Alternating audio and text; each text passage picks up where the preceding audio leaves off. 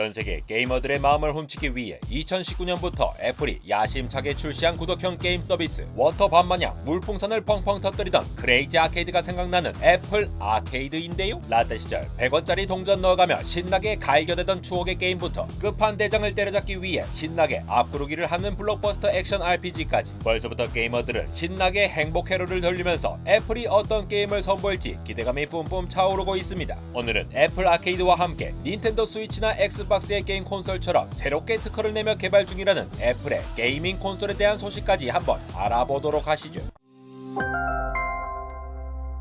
2019년 9월 애플이 야심차게 발표한 구독형 게임 서비스 애플 아케이드는 200여 개의 게임을 제공하며 월 6,500원에 게이머들을 모시고 있는데요. 참을린 세계로도 버티기 힘든 게임 중 광고나 더 강력한 아이템을 위해 과금을 유도하는 확률형 아이템은 물론 인앱 결제도 없이 즐길 수가 있죠. 그럼에도 불구하고 놀라울 정도로 아무런 관심을 받지 못하는데요. 애플 아케이드가 외면받는 데는 여러가지 이유가 있겠지만 그 중에서도 가장 강력한 이유는 게임 자체에서 찾아볼 수가 있습니다. 애플 아케이드에는 거대한 몬스터를 때려잡으며 써는 맛을 즐기는 엘든링과 같은 화려한 액션이나 젤다의 전설 브레스 오브 더 와일드처럼 눈이 휘둥그레지는 그래픽이 없었고 화려한 드리블을 뽐내는 피파 22와 같은 대형 제작사가 대규모 제작비를 들여 만든 고퀄리티의 트리플 A급 게임이 거의 없었죠. 기존 엑스박스, 플레이스테이션, 스팀에서의 화려한 라인업을 기대한 게이머들에게 애플 아케이드의 귀염뽀짝한 캐릭터들이 뛰어다니는 캐주얼 게임이나 인디 게임들의 퍼레이드는 라떼 시절 컴퓨터 시간에 몰래 하던 플래시 게임들을 떠올리게 할 뿐이었는데 한마디로 게이머들 눈 돌아가게 할 킬러 콘텐츠가 없었던 것이죠. 애플 아케이드의 대표작으로는 털복숭이 사스쿼치가 야영장을 돌아다니며 몰래 사람들의 음식을 훔쳐먹는 스니치 사스쿼치나 젤다의 전설을 떠오르게 하지만 뭔가 아쉬운 오션혼2, 귀여운 스타워즈 레고 캐릭터들이 뛰어다니는 스타워즈 캐스터웨이, 아기자기한 마을을 직접 경영하는 아웃랜더스나 아름다운 패턴 디자인을 맞추는 퍼즐 게임 패턴들이 있는데요. 이렇게 캐주얼한 힐링 게임들이 상대적으로 많다 보니 총을 쏘며 폭파하고 거대한 몬스터를 사냥하는 메이저 인기 게임들과는 괴리가 있다는 게 전반적인 평가이죠. 애플도 트리플 A급 게임을 공급하면 간단히 해결될 문제 아닌가? 라는 의문이 자연스레 생기지만 그게 그렇게 쉬운 상황이 아닙니다. 다들 아시다시피 애플은 모든 이용자들을 자신들의 애플 생태계에 가두는 이른바 락인 전략의 진심입니다. 게임 서비스에서도 이 전략은 다르지 않은데요. 마치 오징어 게임이나 킹덤 같은 넷플릭스에서만 볼 수 있는 오리지널 콘텐츠 때문에 넷플릭스를 구독하고 환승연애를 보기 위해 티빙 서비스를 구독하듯이 애플 아케이드에 입점하는 게임들을 다른 플랫폼에는 공급하지 못하도록 독점 서비스를 고집하여 애플 아케이드에 있는 모든 게임들이 사실상 애플 오리지널 콘텐츠라 볼 수 있죠. 게임 개발사들은 이러한 정책에 분통을 터뜨리는데요. 수년간 수백 수천억을 쏟아부어 만든 대작 게임을 구글 플레이와 같은 매우 큰 시장을 포기한 상태로 아직 생기지 얼마 되지도 않은 불안한 플랫폼에 독점 공급하는 것, 마치 떡상과 떡락을 반복하는 코인의 전 재산을 거는 것과 같은 위험이 있죠. 게임 개발사들이 혼을 갈아 넣어 만든 킬러 게임 콘텐츠를 애플 아케이드에 갖다 바칠 이유가 부족한 것인데요. 자연스레 애플 아케이드에는 블록버스터급의 대작들은 들어오지 않고 게임성은 괜찮지만 대중성이나 상업성은 보장되지 않는 어중간한 인디 게임들이나 캐주얼 게임 위주로 모여라 애플 아케이드로가 되는 것이죠. 최근 구글과 카카오 대결 이슈 영상에서 설명드렸던 것처럼 게임사들은 애플의 앱스토어라는 강력한 플랫폼의 게임을 배급하는 대신 이른바 애플세라 불리는 최대 30%에 달하는 인앱 결제 수수료를 내는데요. 어쩔 수 없이 게임을 공급해야 하는 게임 개발사 입장에선 그야말로 울며 겨자 먹기식으로 게임을 질 수밖에 없죠. 애플은 이러한 인앱 결제 수수료 덕분에 작년 애플 게임 매출은 부동의 PC방 점유율 1위 게임인 리그 오브 레전드의 개발사 라이엇 게임즈를 잘 사로둔 텐센트와 플레이스테이션 소니에 이어 3위를 기록하며 매출액 약 19조 원을 벌어들였습니다. 마이크로소프트나 구글보다도 높은 매출을 기록한 애플은 2020년 전체 앱스토어 매출의 약 66%인 135억 달러, 하나 약 18조 1천억 원을 게임에서 올릴 정도의 핵심 사업이 된 것인데요. 이 정도로 애플 앱스토어에서 게임이 중요하다 보니 그 매출의 중심원인 인앱 결제를 애플이 포기할 수 없는 것이죠. 이에 반발하여 포트나이트로 유명한 게임회사 에픽게임즈는 애플의 반독점 행위에 대해 법원에 소송을 제기하는 사태까지 벌어지고 있습니다. 두터운 게임 매니아층을 확보한 엑스박스, 플레이스테이션, 닌텐도, 스팀과 같은 기존의 게임사들이 굳건히 자리를 지키고 있는 상황도 애플 아케이드가 외면받는 이유 중 하나인데요. 특히나 비디오 콘솔 게임 시장은 최근 성장이 거의 멈추다시피 했고 애플과 같은 새로운 회사가 진입하기엔 그 진입 장벽이 매우 높다는 평가가 많습니다. 예를 들어 마이크로소프트가 엑스박스로 비디오 콘솔 시장에 도전한 이래 이렇다 할 새로운 회사가 자리 잡지 못했고 마이크로소프트가 엑스박스로 수익을 낸데도 자그마치 20년이 걸릴 정도로 투자가 많이 필요한 분야인데요. 애플 아케이드처럼 구글 역시 스테디아라는 게이밍 기기 없이 인터넷으로만 게임 플레이가 가능한 새로운 개념의 클라우드 게이밍 서비스를 2019년 11월에 내놓았지만 시장에서 처참히 무너지고 말죠. 최근에는 자사의 제작 스튜디오 두 곳도 문을 닫으면서 서비스 자체가 없어지는 건 아니냐는 위기설에 빠졌는데요. 마이크로소프트와 구글의 상황을 보면 애플 아케이드도 마냥 손 놓고 안심할 수 있는 상황은 아닙니다. 여기에 애플 아케이드의 가격 정책에도 불만이 제기됩니다. 경쟁 게임 서비스인 엑스박스 게임 패스는 월 7,900원, 플레이스테이션 플러스는 에센셜 기준 월 7,500원인 것에 비해 월 6,500원인 애플 아케이드는 상대적으로 저렴해 보이지만 단일 게임 하나하나의 단가를 기준으로 월 구독료를 살펴보면 그렇지 않은데요. 엑스박스 게임 패스나 플레이스테이션 플러스에서 이용하는 무료 게임들을 단일 구매하면 가격대가 3에서 7만원인데 비해 두 서비스의 월 구독료는 이 단일 구매 가격의 약 10분의 1 수준입니다. 그런데 앱스토어에 있는 유료 게임들을 단일 구매하려면 평균 3에서 9,000원으로 이는 애플 아케이드의 월 구독료와 비교해 비슷한 수준인데요. 이렇게 가격 대비 구독료가 오히려 비싸게 느껴지는 데다가 트리플 A급 대작들도 적고 재밌는 게임들도 상대적으로 빈약한 애플 아케이드에 대한 구독 필요성이 떨어지는 것이 사실이죠.